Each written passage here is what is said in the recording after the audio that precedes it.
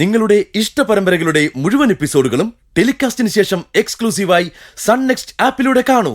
Indian ഉപഭോക്താക്കൾക്ക് മാത്രം സൗജന്യം.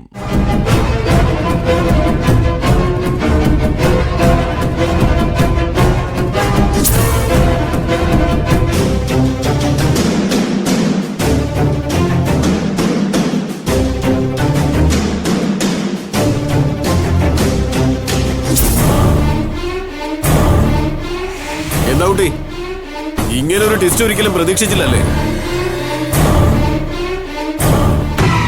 ഭാവന, ഭരത്തിനെ കള്ളക്കേസ് കൊടുക്കാൻ വേണ്ടി പുതിയൊരു തന്ത്രമായിട്ടാ ഈ കുട്ടി ഇവിടെ വന്നത്.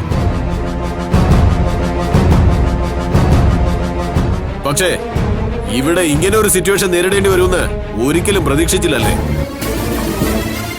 സർ, എനിക്കൊന്നും മനസ്സിലാവുന്നില്ല. എന്താ സംഭവിച്ചതെന്ന് സേതു പറയും. ഭരത്തിനെ ട്രാപ്പിലാക്കാൻ വേണ്ടി ഈ സ്ത്രീ മൈക്കിൾ എന്നൊരു ക്രിമിനലിനെ കൂട്ടുപിടിക്കുന്നത് രമേശും കണ്ടു.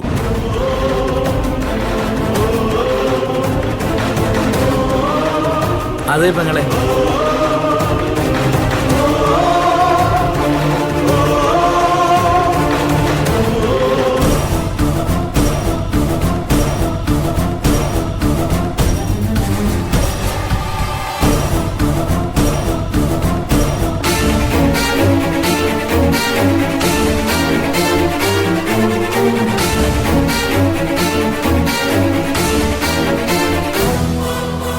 സിസ്റ്ററെ, ഞാൻ ഇവരും സേതുണ്ണനോട് പറഞ്ഞു, പിന്നെയാണ് SI സാറിനോട് പറഞ്ഞത്.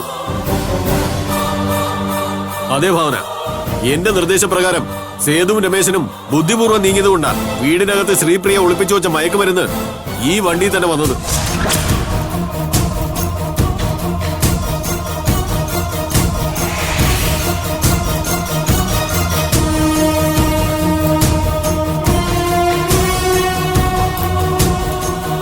ക്ഷമിക്കണം സർ.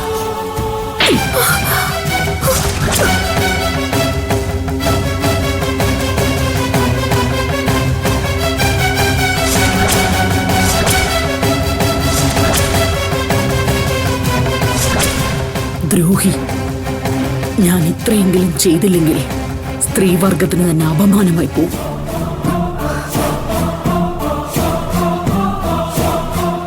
വേണ്ട, ഇവിടെ പിടിച്ച് വണ്ടി കയറ്റ. താനി വണ്ടി സ്റ്റേഷനിലേക്ക് കൊണ്ടു.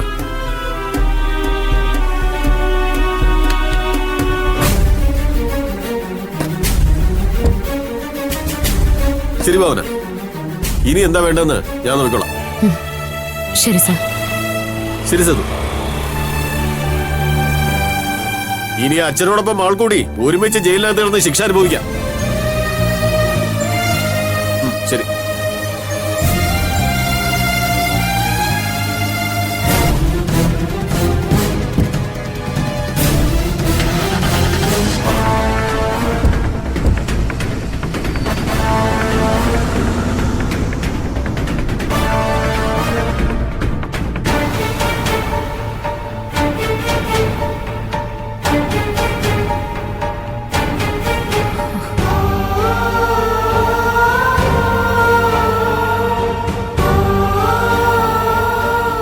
സാരമില്ല മോളെ, ഇത് അവൾക്ക് ആവശ്യം.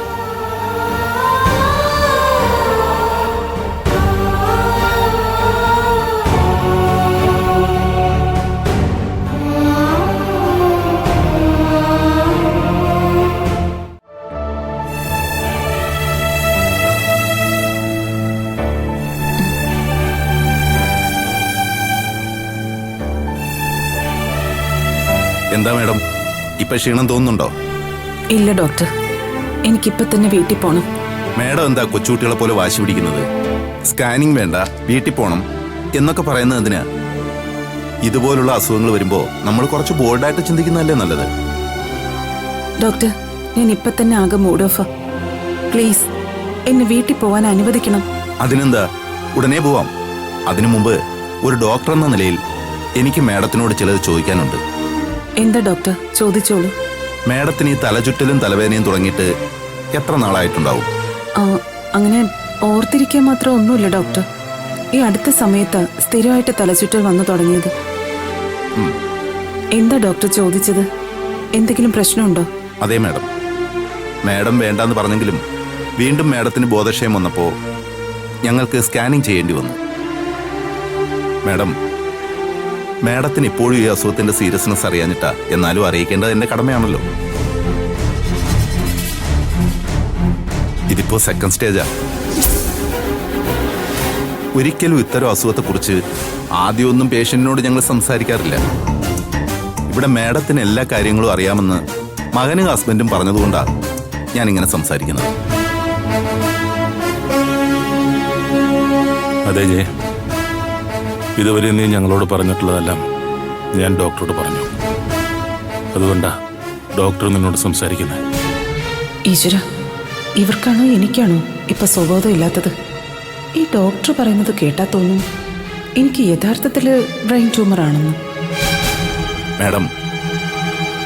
മാഡത്തിന് ചികിത്സിച്ചിരുന്ന ഡോക്ടർ പറഞ്ഞ അതേ കാര്യങ്ങൾ തന്നെയാ എനിക്കും പറയാനുള്ളത്. ബ്രെയിനിന്റെ അടുത്തായിട്ടാ ട്യൂമറിന്റെ സ്ഥാനം. അതുകൊണ്ട് ഒരു സർജറി എന്തുകൊണ്ടും റിസ്ക് ആണ്.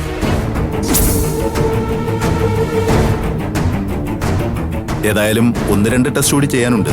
അതിനുശേഷം നമുക്ക് ആലോചിച്ചൊരു തീരുമാനം എടുക്കാം. എന്താ വേണ്ടതെന്ന് ഡോക്ടർ തന്നെ പറഞ്ഞാൽ മതി. അമ്മയ്ക്കിപ്പോ സ്ഥിരമായിട്ട് വരാറുള്ള തലചുറ്റലിനൊരു പരിഹാരം ഉണ്ടാവണം. ഇത്തരം പേഷ്യന്റിന് തലചുറ്റലും തലകറക്കവും സാധാരണ വരാറുള്ളതാണ്. എന്തായാലും നമുക്കൊന്ന് നോക്കാം. ഡോക്ടർ, എനിക്ക് ഡോക്ടറോടൊന്ന് പേഴ്സണലായി സംസാരിക്കണം. എന്തായാലും പറഞ്ഞോ മാഡം. ഇവിടിപ്പോ പുറത്തുനിന്നാരും ഇല്ലല്ലോ. എനിക്ക് ഡോക്ടറോടാ സംസാരിക്കേണ്ടത്. ഡോക്ടർ, ഞങ്ങളൊന്ന് പുറത്തേക്ക് നിൽക്കാം. സൂര്യ, മോളെ വാ.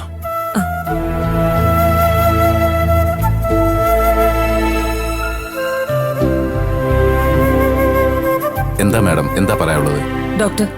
ഡോക്ടർ എന്തിനാ എനിക്ക് ഇല്ലാത്ത അസുഖം ഉണ്ടെന്ന് ദേവേട്ടനോട് സൂര്യോടും പറഞ്ഞത്? ഡോക്ടർ കരുതുന്ന പോലെ എനിക്ക് ഒരു കുഴപ്പമില്ല. അതെന്താ മാഡം ഇപ്പൊ ഇങ്ങനെയൊക്കെ പറയുന്നത്? അപ്പൊ സ്കാനിങ്ങിൽ തെളിഞ്ഞതൊന്നും സത്യമല്ലെന്നാണോ പറയുന്നത്? സത്യം പറഞ്ഞ എനിക്കൊന്നും മനസ്സിലാവുന്നില്ല. മാഡത്തിന് എന്താ പറ്റിയത്?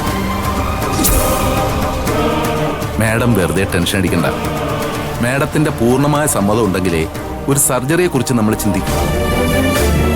ഹസ്ബൻഡും മകനും പറഞ്ഞിരുന്നു ഒരു സർജറി ചെയ്യാനൊന്നും മാഡം സമ്മതിക്കില്ല എന്ന്. അതുകൊണ്ടാ മറ്റൊരു ഹോസ്പിറ്റലിലേക്ക് പോകാൻ തയ്യാറാകാത്തതെന്നും പറഞ്ഞു. ഇല്ല, ഞാനിത് വിശ്വസിക്കില്ല. ഇവിടെ എന്തൊക്കെയോ നടന്നിട്ടുണ്ട്. എന്തായാലും എന്റെ ഡോക്ടർ എന്ന് വിളിക്കുന്നത് നല്ലതാ. തീരെ നിവൃത്തിയില്ലെങ്കിൽ ഡോക്ടറോട് ഇവിടം വരെ ഒന്ന് വരാൻ പറയാം. മാഡം എന്താ ആലോചിക്കുന്നത്? ഒന്നുമില്ല ഡോക്ടർ, എനിക്കെന്തോ വല്ലാതെ തോന്നുന്നുണ്ട്.